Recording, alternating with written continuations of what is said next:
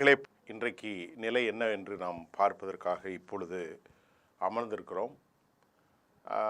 இது தற்போது நிலை மிக கடினமான ஒரு சூழலை சந்திக்கக்கூடியதாக இருக்கிறது. தற்போது நமக்கு கிடைத்திருக்கக்கூடிய தகவல்கள், அமெரிக்க அதிபர் அளவுக்கு அதிகமான பொய்களை பேசுகிறார். அதாவது ஈரானியர்கள் என்றுதான் பயப்படுகிறார்கள், என்னை அந்த நாட்டினுடைய உச்சபட்ச தலைவராக அவர்கள் ஏற்றுக்கொள்ள இருப்பதாகவும் என்னிடத்திலே பேசப்பட்டது என்று வாய்க்கு வந்ததெல்லாம் உளரக்கூடிய ஒருத்தராக மாறி போய்விட்டார். உச்சபட்ச தலைவர் என்று சொன்னால் அவர் ஆன்மீகத்தில் கல்வி கற்றிருந்தவர், அவர் இஸ்லாமியராகத்தான் இருக்க வேண்டும்.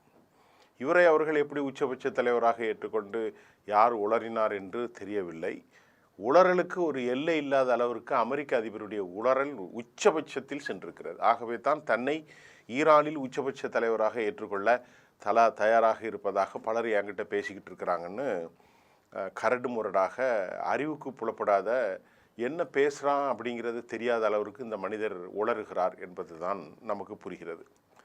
தற்போது ஈரான் எந்த நிலைக்கும் சமாதானத்திற்கு இடமில்லை என்கின்ற ஒரு சூழல் தற்போது ஏற்பட்டிருக்கிறது.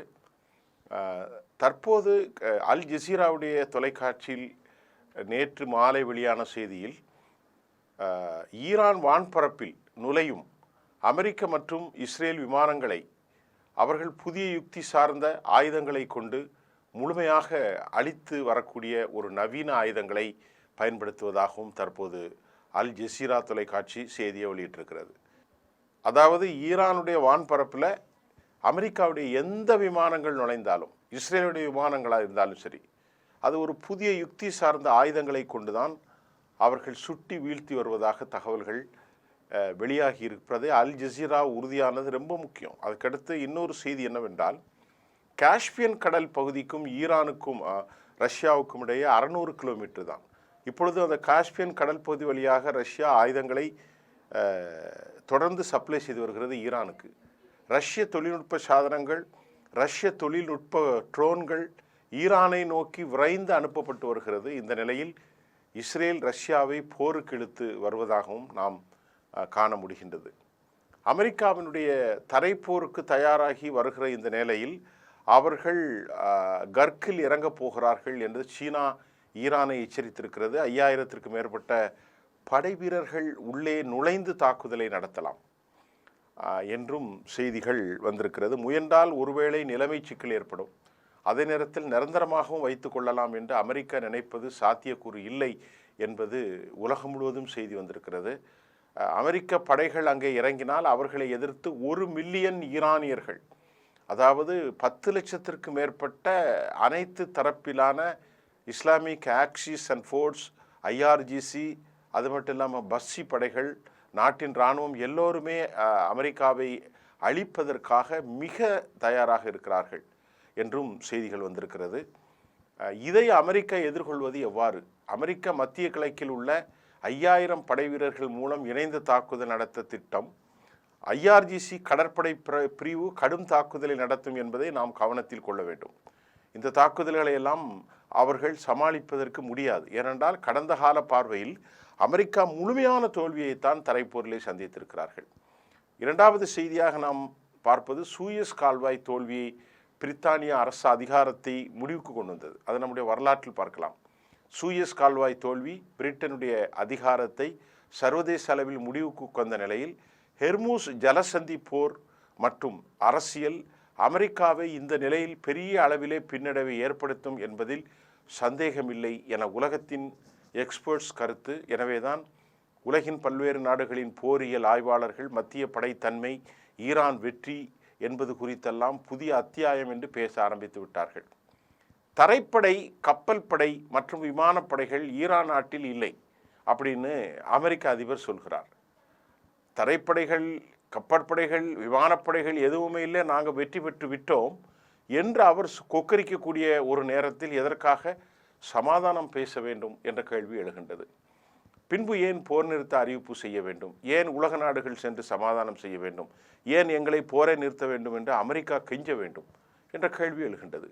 1 மில்லியன் ஈரான் படைகள் தரைப்படையை தாக்குவதற்கு தயாராக இருப்பதாக கூறப்படும் நிலையில் இன்றைக்கு வெள்ளிக்கிழமை சமாதானம் பேசுவதற்காக ஜேடி வான்ஸ் பாகிஸ்தான் பயணித்திருக்கிறார்.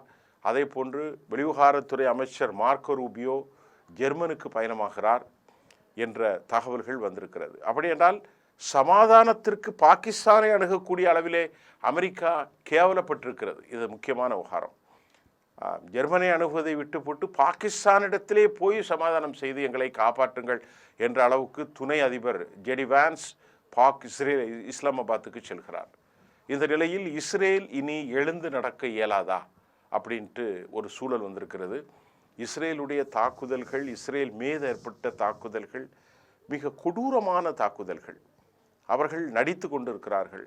இனி அந்த நாட்டில் இருக்கக்கூடிய கடன் சுமை, அந்த நாட்டில் இருக்கக்கூடிய கட்டமைப்பினுடைய விவகாரம், அந்த நாட்டில் இருக்கக்கூடிய மனித வளம், அந்த நாட்டில் இருக்கக்கூடிய வேலைவாய்ப்பின்மை, உயிரிழப்பு, இவைகளெல்லாம் அவர்கள் இன்னும் பல தசாப்தங்கள் ஆகும் என்றும் சொல்லப்படுகிறது. அந்த அளவிற்கு கடுமையான சேதாரத்தை அவர்கள் சந்தித்திருக்கிறார்கள், ஈரானும் சந்தித்திருக்கிறது. அமெரிக்காவுடைய இராணுவ நிலைகள் இனி அரபு நாடுகளில் இருக்குமா, இருந்தால் அது சேஃபா என்ற கேள்விக்கு விடை தெரியாத அளவிற்கு இந்த 3 பேருமே ஏராளமான அழிவை சந்தித்திருக்கிறார்கள். இதற்கிடையிலே கத்தர் என்ன சொல்கிறாங்கன்னா, எங்கள்கிட்ட பணம் இல்லை, எங்களுடைய கையிருப்பு வெறும் 11 பில்லியன் கையிருப்பு தான் இருக்குது, நாங்கள் இதனை வச்சு ஓரளவுக்கு சமாளித்து கொள்வோம், விமானங்களை இயக்கிக் கொள்வோம் என்று கத்தர் இந்த அளவுக்கு வந்துவிட்டது.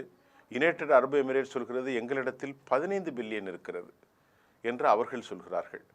ஆக 25% எண்ணெய்கள் ஒட்டுமொத்தமாக எரிந்து போய்விட்டது. இது பொருளாதார போர் என்று அமெரிக்கா கதறுகிறது. அமீரகத்தில் கூட பெரிய துபை அப்படியெல்லாம் பேசப்பட்டது. இப்பொழுது பாருங்கள், 15 பில்லியன் மட்டும்தான் எங்களுடைய கை வசம் பணம் இருக்கிறது என்று சொல்லக்கூடிய அளவிற்கு என்னிடத்தில் இருக்கிற 11 பில்லியனை வைத்து நான் விமானங்களை இயக்கிவிடுவோம் என கத்தர் சொல்லக்கூடிய அளவிற்கு அவர்களுடைய நிலைமை ஒரே நாளில் மாறி இருக்கிறது என்பதை நீங்கள் கவனத்தில் கொள்ள வேண்டும். அமெரிக்காவுடைய முன்னாள் டிஃபென்ஸ் செக்ரட்டரி ஜேக் சுலைன் தனது பதிவில் அமெரிக்கா பெரும் தவறை இழைத்திருப்பதாக, அமெரிக்காவுடைய சிக்குப்பட்டு கொண்டதாகவும் கூட அமெரிக்காவுடைய முன்னாள் டிஃபென்ஸ் செக்ரட்டரி ஜேக் சுலைன் தன் கருத்தை தெரிவித்திருக்கிறார். அதை போன்று ஸ்டீவ் விட்காஃப், ஜெரி குஷ்னர் இங்கே வரக்கூடாது என்று ஈரான் கண்டிஷன் போட்டிருந்ததாக முன்னால் பேச்சுவார்த்தைக்கு முன்பு. அதுக்கு பின்புதான் அமெரிக்க அதிபர் 48 மணி நேரம், அதற்கு பிறகு 5 நாள், அப்புறம் தாக்குதல் என்று பைத்தியக்காரத்தனமான முடிவெடுத்தார். அதற்கு முன்பே சொல்லிவிட்டார்கள் ஸ்டீவ் விட்காஃப் வரக்கூடாது. ஏனென்றால் ஸ்டீவ் விட்காஃப் போய் ஃபோட்டோ ஷூட் எடுத்து கொண்டிருந்தார் ஆப்ரஹாம் லிங்கன். இன்றைக்கு ஆப்ரஹாம் லிங்கன் நேற்றைக்கு 2வது முறையாக தாக்கப்பட்டு கடும் பேரழிவை சந்தித்திருக்கிறது. தற்போதைய நிலையிலே ரெஜிம் சேஞ்ச் என்ற ஒரு கருத்தை அமெரிக்கா இஸ்ரேலும் மாறி மாறி வந்து பேசி கொண்டிருந்தார்கள். அதாவது ரெஜிம் சேஞ்ச் என்றால் ஈரானுடைய ஆட்சியை மாற்ற வேண்டும் என்று. தற்போது ரெஜிம் சேஞ்ச் மாறி ஹெர்மூஸ் கடல் வழியை திறந்துவிட கெஞ்சும் நிலையில் அவர்கள் மாறியிருப்பதாகவும், ஜேக் சுலைன் அற்புதமான வாய்ப்பு இருந்த போதும் அமெரிக்க அதிபர் எல்லாவற்றையும் தவறவிட்டு தடுமாறி வருவதாகவும் கூட முன்னாள் டிஃபென்ஸ் செக்ரட்டரி ஜேக் சுலைனுடைய கருத்து மிக மோசமான ஒரு நிலையை அவர்கள் ஏற்படுத்தியிருக்கிறது. அது மட்டுமில்லாமல் தற்போது அரபு நாடுகள் இன்றைக்கு கதறக்கூடிய சவுதி அரேபியா, யுனைடெட் அரபு எமிரேட்ஸ், குவைத், கத்தர் எல்லா நாடுகளுமே ஒரு விதமான நடவடிக்கை. கத்தராவது ஹமாஸுக்கு பணம் கொடுத்தார்கள். ஆனால் சவுதி அரேபியா, யுனைடெட் அரபு எமிரேட்ஸ் ஹமாஸுக்கு எதிரான நடவடிக்கை, இந்த மக்கள் படுகொலைகள் செய்யப்பட்ட போதும் கூட கண்டன அறிக்கை கூட யுனைடெட் அரபு எமிரேட்ஸ் தெரிவிக்கவில்லை. அந்த அளவிற்கு ஒரு பாவிகளாக அவர் நடந்து கொண்டார்கள். அரபுகள் காசாவில் நடைபெற்ற அநீதியை எந்த விதத்திலும் அவர்கள் கண்டிக்க மறுத்தது இன்றைக்கு ஆட்டை கடித்து மாட்டை கடித்து அரபுகளுடைய தலையிலே இன்றைக்கு அந்த விதிவசமாக அவர்கள் நாசகாரத்தை சந்திக்கின்றார்கள். இது மிக முக்கியமான ஒரு விவகாரமாக இருக்கின்றது. அதே சமயம் நேற்றைக்கு வெளியிட்ட வீடியோ காணொளி ஒன்றில் இன்னும் தங்களுடைய பயங்கரமான ஆயுதங்களை தயார் செய்து வைத்திருப்பதை, ஈரானுடைய சுரங்கப்பாதைகளிலிருந்து இன்னும் கன்வென்ஷனல் ஆயுதங்கள் போக நவீன புதிய பயன்படுத்தாத பல ஆயுதங்கள் ஈரானிடத்திலே இருக்கிறது. அது அனைத்தும் சூப்பர்சோனிக் ட்ரோன்கள் மற்றும் உயிரியல் ஆயுதங்களாக கூட இருக்கலாம் என்று சொல்லப்படுகின்றது. அமெரிக்கா இப்பொழுது அவர்களுக்கு தோல்வியை ஏற்றுக்கொள்வதை தவிர வேறு வழி இல்லை. அமெரிக்கா தோல்வியை ஏற்றுக்கொண்டால் அவர்களுடைய உலகளாவிய அதிகாரம் மட்டுப்படுத்தப்பட்டுவிடும். அதை அமெரிக்கா ஒருபோதும் ஏற்றுக்கொள்ளாது. ஆகவே அமெரிக்கா தோல்வியை ஏற்றுக்கொள்வது முடியாத காரியமாக ஹெர்முஸ் வளைகுடா எங்களுடைய பகுதி என்று அறிவித்து விட்டார்கள். பணம் கொடுத்தால் மட்டும்தான் அவர்கள் அதை அனுமதிக்கிறார்கள். உதாரணத்திற்கு யூரோப் யூனியனுக்கு அவர்கள் எதிரான நாடுகளாக இல்லை. ஆனால் அப்படி ஒரு சித்திரத்தை அமெரிக்கா செய்தது. யூரோப் நாடுகளின் பாதுகாப்பு கேள்வியாகிவிடும் என்று. ஆனால் E3 நாடுகளாக ஜெர்மனும் பிரான்சும் இங்கிலாந்தும் இப்பொழுது இவர்களோடு சமாதானம் பேசுகிறார்கள். அதை போன்று இவர்களுடைய நடவடிக்கைக்கு ஆதரவாக இருந்த ஸ்பெயினுக்கு அவர்கள் முழுமையாக பணம் வேங்காமல் ஸ்பெயின் கப்பலை அனுமதித்திருக்கிறார்கள். ஆக இப்படி ஒரு நட்போடு தான் ஈரான் விளங்குகிறது. அவர்களிடத்திலே அணு ஆயுதம் இல்லை என்பதை ஜோகென்ட் சொல்லிவிட்டு வெளியேறிவிட்டார். ஜேக் சுலைனும் அதை உறுதிப்படுத்தியிருக்கிறார். அணு ஆயுதங்கள் நாங்கள் வைத்தால் கூட பரவாயில்லை, அதை நல்ல பணிகளுக்காக எங்களுக்கு அனுமதி கொடுங்கள், IAEA எங்களை மானிட்டர் பண்ண வேண்டும் என்று சொன்ன பிறகும் இஸ்ரேலுடைய ஒரே பெஞ்சமின் நெத்தானியாகுடைய ஆட்சியை காப்பாற்றவும் யூதர்களை காப்பாற்றவும் தான் இந்த நடவடிக்கைகள் மேற்கொள்ளப்பட்டதாக தற்போது பெரும் பரபரப்பு ஏற்படுத்தியிருக்கிறது. இதற்கிடையில் NBCயினுடைய தகவலின் அடிப்படையில் 37 வயதிற்கு உட்பட்ட 63% இளம் அமெரிக்க இராணுவ வீரர்கள் யூதர்களுக்கு ஆதரவாக நாங்கள் போரிட தயாராக இல்லை, உயிரிழப்பை நாங்கள் சந்திக்க தயாராக இல்லை என பெரும் குழப்பம் ஏற்பட்டிருக்கிறது. இது அவர்களுடைய இராணுவ செய்தி. பெரும்பான்மையான அமெரிக்க இராணுவ வீரர்கள் தங்களுடைய பெயர்களை வெளிப்படையாக சொல்லாமல் தாங்கள் போரில் சென்றால் ஈரானியர்களோடு நாங்கள் உயிரை கண்டிப்பாக இழந்து விடுவோம், நாங்கள் செல்ல மாட்டோம் என மறுதளித்து ஒரு செக்டோரியல் மிலிட்ரி ஃபோர்ஸ் அங்கே போவதற்கு மறுக்கிறார்கள் என்ற தகவலும் வந்திருக்கிறது. இதற்கிடையிலே இஸ்ராயில் ஜமீருடைய ஸ்டேட்மெண்ட் வெளியாகி இருக்கிறது. IDF இஸ்ரேல் டிஃபென்ஸ் ஃபோர்ஸ் அவர்களிடத்தில் மிகப்பெரிய ஆட்கள் பற்றாக்குறையும் ஆயுத பற்றாக்குறையும் இருப்பதாக இஸ்ரேல் தனது செய்தியிலே வெளியாகி இருக்கிறது. அதன் மூலமாக இப்பொழுது ஹிஸ்புல்லாவுடைய கைகள் ஓங்கியிருக்கிறது, ஈரானுடைய கைகள் துவம்சம் செய்யப்படுகின்றது. தோல்வி அடைந்த பிறகும் அவர்கள் எந்த நிலையிலும் அதனை ஏற்றுக்கொள்ள மறுத்து வீணான வேலையாக கடைசியில் டெல்டா ஃபோர்ஸை கொண்டு இறக்கிறார்கள். 10,000 பேர் கொண்டு இவர்கள் இறக்கினாலும் அவர்களும் 10 லட்சம் பேர். அமெரிக்கா இந்த அவமானத்திலிருந்து தப்பிக்கொள்வதற்காக எதையெல்லாமோ செய்கின்றது.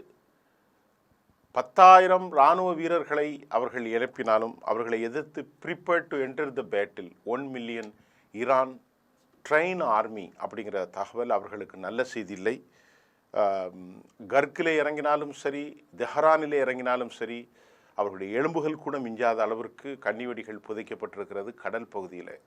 அதிவேகமாக கர்க்கு பகுதியிலும் ஹெர்மூஸிலும் கடலுக்குள் இருக்கும் ஏராளமான கன்னிவெடிகள் புதைக்கப்பட்டிருப்பதாகவும் துல்லியமான செய்மதி தகவல்களை ரஷ்யா துணிந்து வழங்கி கொண்டிருப்பதும் உச்சபட்சமாக இருக்கிறது.